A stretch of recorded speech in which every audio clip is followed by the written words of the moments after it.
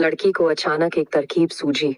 उसने अपने लंबे बाल बिखेर दिए, फिर वो तंग ऊंची हील्स उतार दी और जानबूझकर अपनी काली स्टॉकिंग्स फाड़ दी।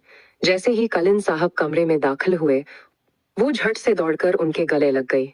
इसके बाद उसने रसोइये को इशारा किया कि वह चुपचाप बाहर चला जाए, और रसोइया भी समझदारी से पीछे से खिसक गया। तभी कलिन साहब ने गौर किया कि आज लड़की का व्यवहार कुछ अजीब है। उसकी फटी हुई स्टॉकिंग्स और खूबसूरत टांगें देखकर उनका दिल जोर से धड़कने लगा। लड़की ने यह देखकर कि कलिन साहब का ध्यान उस पर है, उसकी सीमाएं परखनी शुरू कर दी। अगले ही पल कलिन साहब ने उसे गोद में उठाकर टेबल पर बैठा दिया। भले ही लड़की ने सिर्फ एक गोपनीय अनुबंध पर दस्तखत किए थे, लेकिन उसे नहीं पता था कि इस भव्य दावत के बीच असल में वही कलिन साहब की सबसे प्यारी पसंद थी। कलिन साहब, जो कभी किसी के लिए रात नहीं रुकते थे, उस रात पहली बार उसके साथ रुके। अगली सुबह उन्होंने उसे गुड मॉर्निंग कहा और उसके माथे पर एक प्यारी सी चुंबन दी, जिससे लड़की को लगा कि शायद कलिन साहब को उससे प्यार हो गया है।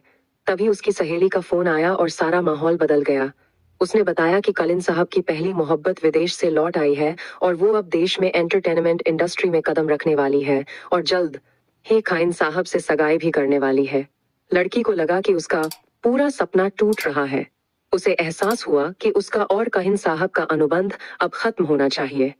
उसने चुपचाप उन्हें छोड़ने का फैसला किया।